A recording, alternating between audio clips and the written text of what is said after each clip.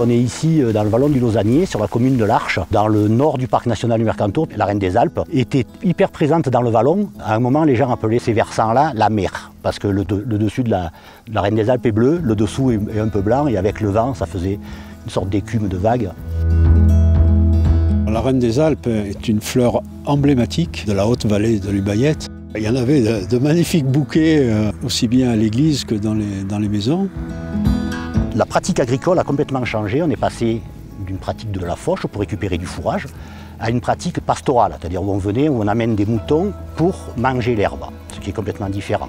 Donc la pratique de fauche se faisait après le 15 août, au moment où les fleurs étaient mûres, avaient grainé et donc pouvaient se reproduire.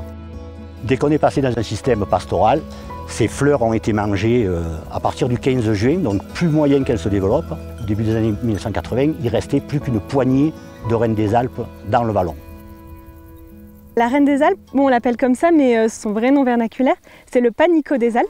Et les fleurs forment ce capitule qui ressort. C'est d'innombrables petites fleurs avec des pétales, avec des sépales et des feuilles tout autour.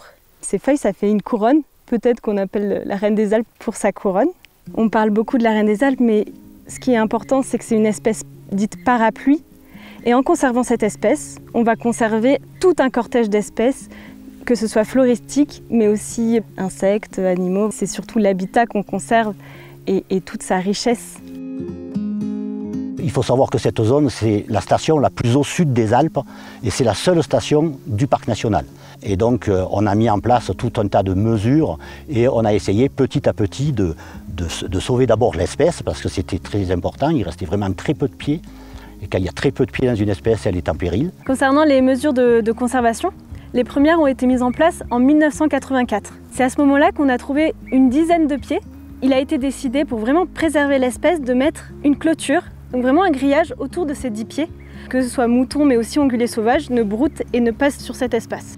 5 ans plus tard, ces 10 pieds avaient commencé à se disséminer partout et on a réussi à avoir l'espèce sur 1 hectare. Et on a commencé à travailler avec les bergers, avec les éleveurs, on a commencé à faire des conventions.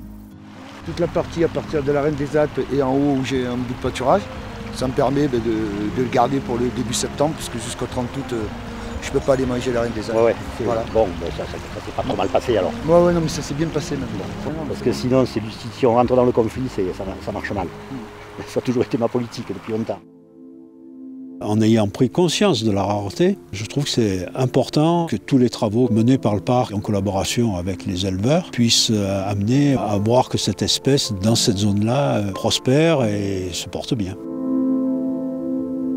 Ça fait 43 ans que j'ai vu évoluer le milieu, que j'ai vu évoluer ce site.